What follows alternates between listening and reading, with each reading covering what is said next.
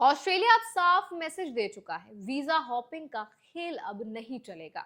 2 फरवरी 2026 से लागू हुए नए माइग्रेशन रूल सिर्फ कागजी बदलाव नहीं है, बल्कि ये तय करेंगे कि कौन ऑस्ट्रेलिया में टिक पाएगा और कौन बीच रास्ते में अटक सकता है।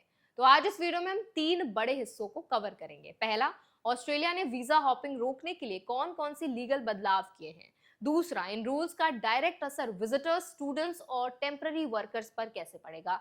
और तीसरा, इंडियन एप्लीकेंट्स और स्पॉन्सर्स को अब प्लानिंग कैसे बदलनी चाहिए ताकि फ्यूचर में वीजा डिनायल या डिले से बचा जा सके। तो चलिए फिर जल्दी से वीडियो को स्टार्ट करते हैं। हाय, मेरा नाम है वर्षा दुबे और आप जो देख रहे हैं एनबीटी टेक एड पर।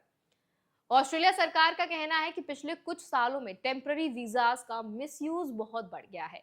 विजिटर वीजा पर आकर स्टूडेंट वीजा में स्विच करना, स्टूडेंट वीजा से टेम्पररी वर्क वीजा में जंप करना और फिर बार बार ऑन शोर एक्सटेंशन लेना, इसी पैटर्न को सरकार वीजा हॉपिंग कह रही है। नए रूल्स का मकसद इसी लूपहोल को बंद करना है। अब सबसे बड़ा बदलाव ऑन शोर वीजा स्विचिंग को लेकर आया है। पहले कई लोग ऑस्ट्रेलिया में रहते हुए विजिटर, स्टूडेंट और टेम्पररी वर्क वीजास के बीच स्विच कर लेते थे। नए फ्रेमवर्क के तहत ये रास्ता लगभग बंद कर दिया गया है। इसका मतलब ये है कि अगर कोई विजिटर वीजा पर ऑस्ट्रेलिया आता है तो वो बार बार ऑन शोर रीअप्लाई करके स्टे एक्सटेंड नहीं कर पाएगा। मल्टीपल रीएप्लीकेशंस करने वालों को अब सीधे रिफ्यूजल भी मिल सकता है। इंटरनेशनल स्टूडेंट्स के लिए रूल्स और सख्त कर दिए गए हैं। अब सिर्फ एडमिशन लेटर दिखाना काफी नहीं होगा, स्टूडेंट्स को ये साबित करना होगा कि उनका स्टडी पाथवे जेन्युइन है, यानी कोर्स सिलेक्शन, करियर प्लानिंग और प्रीवियस एजुकेशन सब लॉजिकली कनेक्टेड होना चाहिए। साथ ही वर्क राइट्स पर भी ज्यादा मॉनिटरिंग होगी। अगर कोई स्टूडेंट पढ़ाई से ज्यादा काम करता पाया गया तो वीजा कंप्लायंस रिस्क में आ सकता है। इंग्लिश लैंग्वेज रिक्वायरमेंट्स को भी टाइटन किया गया है। इसका मतलब यह है कि अब वीजा एप्लीकेंट्स को पहले से बेहतर इंग्लिश प्रोफिशिएंसी दिखानी होगी।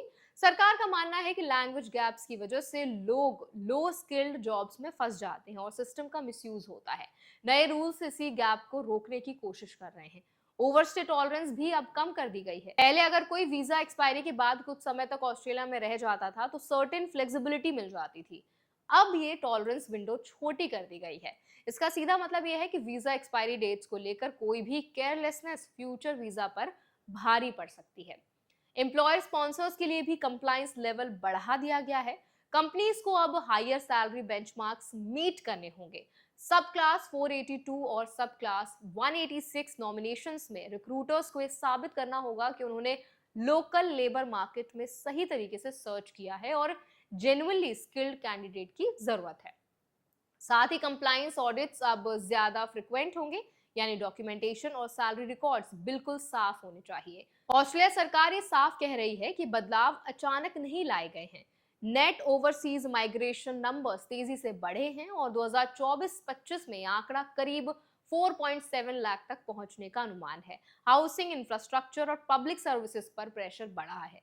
होम अफेयर्स का अनुमान है कि नए रूल्स अगले 12 महीनों में टेम्पररी वीजास की संख्या करीब 85,000 तक कम कर देंगे। यूनिवर्सिटीज और वीईटी कॉलेजेस पर भी इसका असर पड़ेगा। जो इंस्टीट्यूट एनरोलमेंट कैप से ऊपर जाते हैं उनके स्टूडेंट वीजा स्लो प्रोसेस हो सकते हैं। मिनिस्टेरियल डायरेक्शन 115 के तहत ऐसे इंस्टीट्यूट्स की एप्लीकेशंस पर एक्स्ट्रा स्क्रूटनी होगी। इसका मतलब यह है कि स्टूडेंट्स को इंस्टीट्यूट सिलेक्शन में अब और ज्यादा सोच समझ कर फैसला लेना होगा। ग्रेजुएट्स के लिए पोस्ट स्टडी वर्क राइट्स भी ऑटोमेटिक नहीं रहेंगे। अगर क्वालिफिकेशन क्रिटिकल स्किल्स लिस्ट में नहीं है तो वर्क राइट्स की ड्यूरेशन कम हो सकती है।